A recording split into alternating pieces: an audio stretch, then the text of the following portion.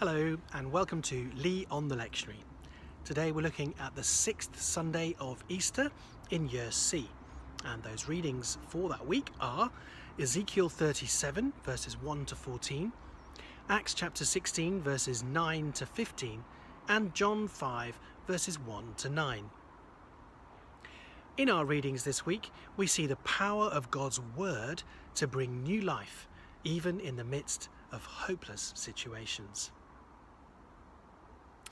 Ezekiel is brought by the Spirit of the Lord to a valley full of very dry bones. It is difficult to imagine a more hopeless situation. Like the nation of Israel in exile, these bones are scattered and lifeless, seemingly without a future. The Lord confirms as much with the prophet before he intervenes to transform the scene. The Lord works through his powerful word to command the dry bones to live.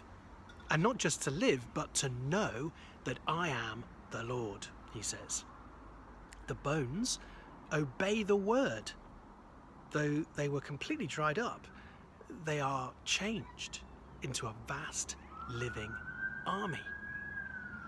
Now, this vision has brought comfort and hope to many who trust in the power of God's word through the ages. Gregory of Nyssa said that Ezekiel, with prophetic spirit, has surpassed all time and space, and with his power of prediction has stood at the very moment of the resurrection. This was not just a vision to encourage the downcast in Israel, but a foretaste of the final day when all will be raised and reclothed, ready for judgment. We believe in the resurrection of the body is a fundamental article of the Creed. Yet in Ezekiel's prophecy, we also see a picture of what happens when individuals are confronted in this life too by the spiritual power of the Word. In John chapter 5, the Word himself confronts a man sorely in need of that power to change. Unwell for 38 years, he had been unable to access the healing waters of the pool of Bethsaida, thanks to a lack of kindness from others. Yet all it took was one command from Jesus, singling this man out from all the rest, and he was made well, and walked away a changed man.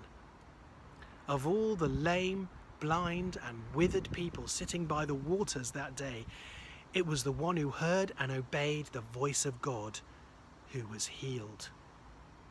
And thus we see the efficacy of the word, quite apart from any seemingly magical cures that others may trust in.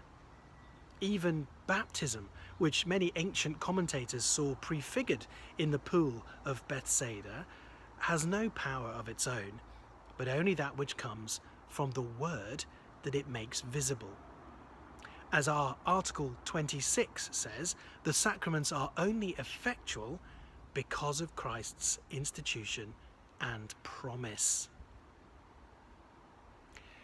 In Acts chapter 16, Paul makes his way to Macedonia in response to another vision that he might bring the life-giving word to Europe.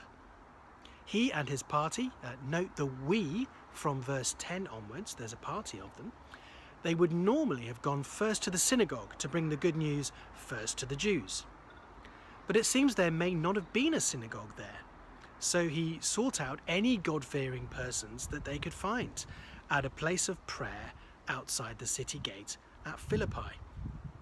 They encountered Lydia, a businesswoman of some means, and the Lord opened her heart to listen eagerly to what was said by Paul.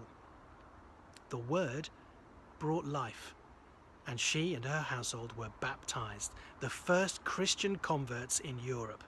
And like Cornelius in Acts chapter 10, not Jews, but Gentiles. Those who once were cut off and without hope are brought near through the ministry of God's word.